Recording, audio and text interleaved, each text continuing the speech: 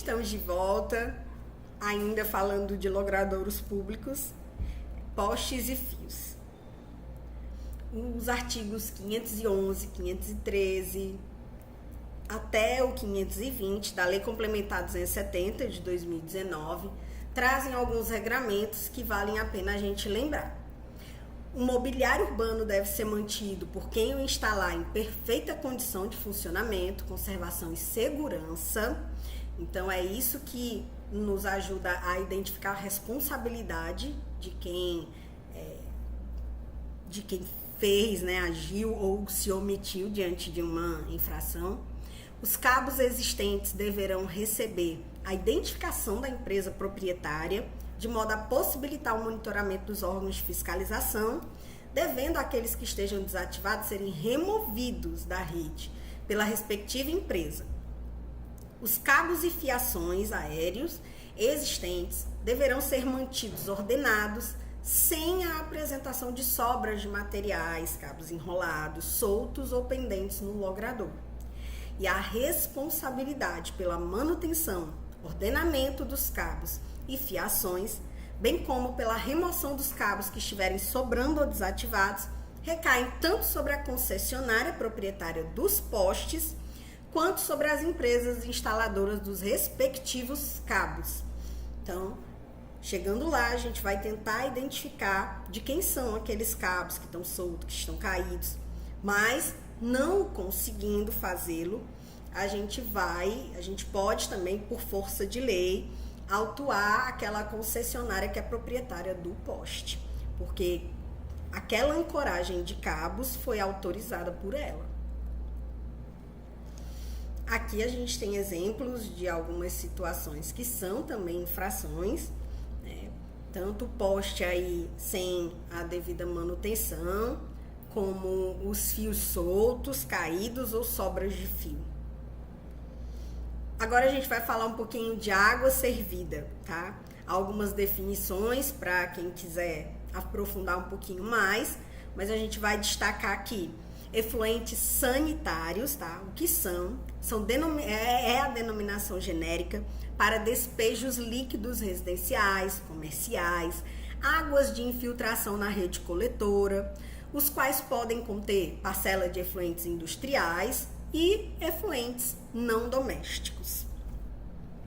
E os efluentes, em geral, são despejos de líquidos provenientes de atividades humanas e industriais. A gente precisa tomar cuidado para não confundir o que é galeria pluvial com rede de esgoto, tá? A galeria pluvial é o conjunto de tubulações que tem como objetivo captar e transportar, drenando a água da chuva das áreas urbanas até os cursos d'água mais próximos, sejam rios, córregos, canais. Já a rede de esgoto é um conjunto de tubulações que tem como objetivo levar os dejetos sanitários dos imóveis até as estações de tratamento de esgoto. Então vamos lá. Quando a gente vir uma boca de lobo, a gente está vendo ali uma entrada para a rede de drenagem. Então, essa entrada é, em regra, para receber água da chuva. E ela vai direto para os corpos d'água. Já a rede de esgoto, ela recolhe os esgotos das casas, das residências, das indústrias e leva para serem tratados, enfim, e terem a destinação correta. São, em regra, essas caixas de concessionárias que ficam geralmente no meio da via, da pista de rolamento. Então, algumas das infrações que a gente encontra muito comumente, seja água de piscina, água despejada na via, ou água que seja de uso de lavagem de roupa, de lavagem de carro, ou de pia de cozinha, enfim, sendo lançada no logradouro. A gente precisa lembrar que é importante, na hora de tirar foto da infração, não apenas fotografar o cano. a gente precisa também fotografar aquilo que levou a crer, ou seja, que fez com que você se convencesse, você, eu, nós fiscais nos convencêssemos, que é proveniente daquele responsável específico, né? Como é que você concluiu que aquela água que está chegando no logradouro é daquele responsável que você autuou, tá bom? Tem que ajudar para que na hora do julgamento não haja dúvidas quanto a quem está lançando essa água.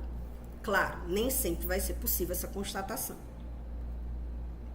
Infrações nos logradouros. Deixar de executar calçadas, lembrando, se tiver meio fio implantado, é o 863. Infração leve, né? Executar calçada em desacordo também é uma infração leve, é o 863 também. E aí a gente precisa lembrar, por ser leve, a gente vai ter que colocar o auto de infração, lavrar o auto de infração acompanhado do termo de advertência.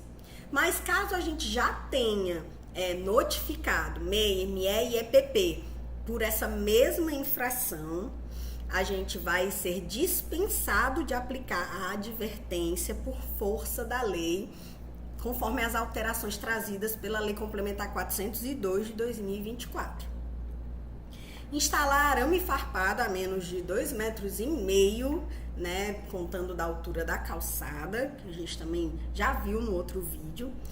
Embaraçar ou impedir o livre trânsito de pedestres ou veículos quando passível de licenciamento, aí é o 889, e quando não for passível de licenciamento, o 923.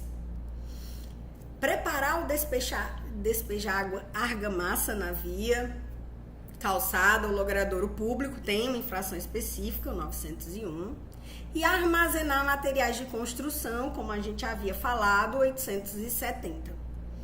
Já o fato de deixar cabos ou fiações desordenadas, a gente não tem uma infração específica, a gente tem um preceito proibitivo, que é o 515, parágrafos 6º e 7º.